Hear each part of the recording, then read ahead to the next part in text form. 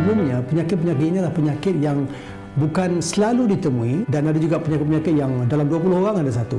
Jadi satu dalam 20, satu dalam 3, satu dalam 5. Tapi dalam penyakit jarang jumpa ni satu dalam 4,000, satu dalam 10,000 ataupun satu dalam 100,000 pun ada. Kita kena teruskan guna otot yang kita ada tu untuk pertahankan otot tu. Kalau kita tak guna otot tu, lama kelamaan dia akan hilang keupayaan. Orang normal boleh bersurai untuk kemudahan OKU, tapi orang OKU susah nak menyesuaikan diri dengan fasiliti untuk orang normal.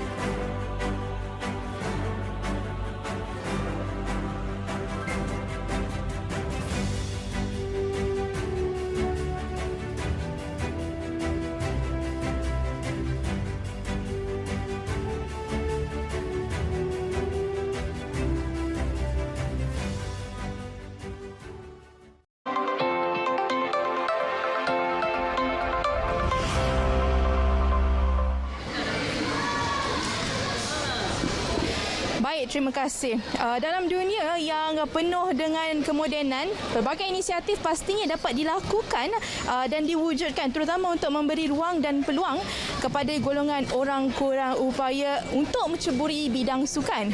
Dan hari ini saya berada di program uji bakat dan klinik bola sepak OKU, dan bersama kita adalah pengarah teknikal bola sepak Pen Disability Malaysia, Coach Sunny. Terima kasih Coach sudi bersama kita hari ini. Ya, terima kasih Farah. Okay. Baik Coach. Jadi kalau Coach boleh kongsikan kepada penonton Selamat Pagi Malaysia sendiri sedikit berkenaan dengan klinik bola sepak OKU ini dan antara kategori yang diketengahkan dalam program ini. Silakan Coach. Jadi klinik ini kita anjurkan untuk mencari bakat di kalangan anak-anak OKU di bawah umur 12 ataupun lebih dikenali sebagai program akar umbi lah.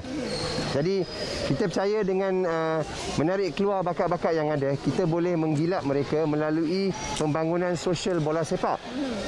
Jadi kategori OKU pelbagai ni kita gunakan bola sepak sebagai satu alat terapi, kan, supaya dia melalui bola sepak dia boleh juga menceburi sukan-sukan lain di masa akan datang. Ya. Baik Coach. Jadi bagaimana pendapat Coach sendirilah, program seperti ini dapat membina keyakinan diri mereka, terutama self esteem untuk kanak-kanak lah, terutamanya dalam golongan OKU ini? Ramai yang saya jumpa, keluarga dan ibu bapa, mereka mengatakan bahawa ini adalah kali pertama anak mereka dapat peluang bermain bola sepak.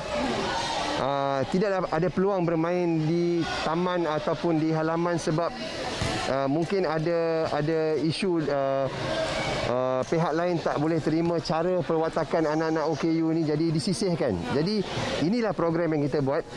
Kita tarik mereka keluar supaya bersosial dan berjasmani lah kira kat sini, kan.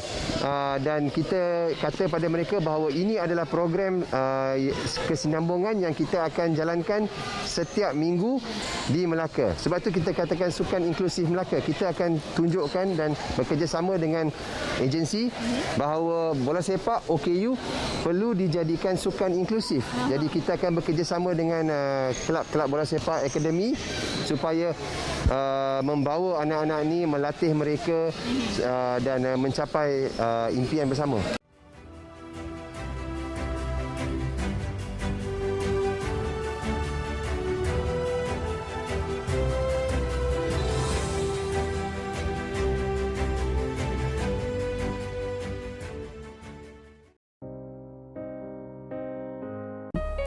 masih lagi dikaji, tapi yang dapat diketahui sekarang ialah dia merupakan penyakit yang mempunyai ciri-ciri keturunan. Maknanya SMA ini menyebabkan kerosakan kepada satu bahan genetik ya.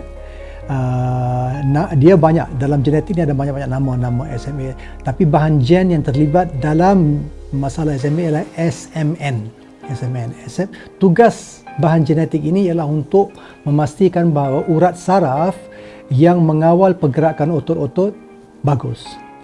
Jadi bila SMN itu rosak dalam penyakit SMA, urat saraf yang mengawal pergerakan otot-otot ini tak dapat berfungsi dengan baik.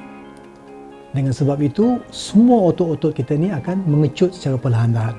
Itu asasnya.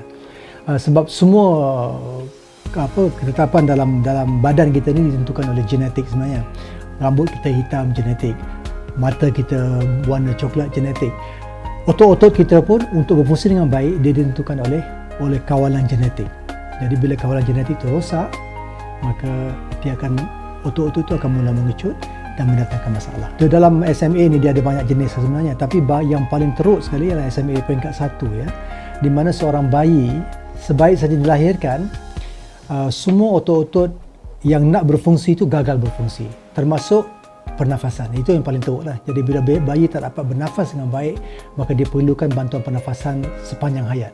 Jadi itu yang paling teruk ya. Jadi bila otot-otot tu tapi yang lebih kerap kita jumpa ialah SMA yang jenis lain, jenis 2, jenis 3 dan sebagainya.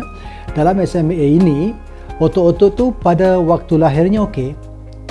Tapi setelah anak tu membesar, lama-kelamaan otot-otot tu akan mula mengecut perlahan-lahan. Fungsi badan anak itu akan terjejas ya. Selalunya yang paling kritikal ialah pada bahagian badan dia. Bila otot-otot yang mengawal bahagian tulang belakang itu mengecut, maka tulang belakang itu akan mula membengkok. Jadi bila tulang belakang membengkok, kesannya ialah kepada semua peringkat badan yang lain.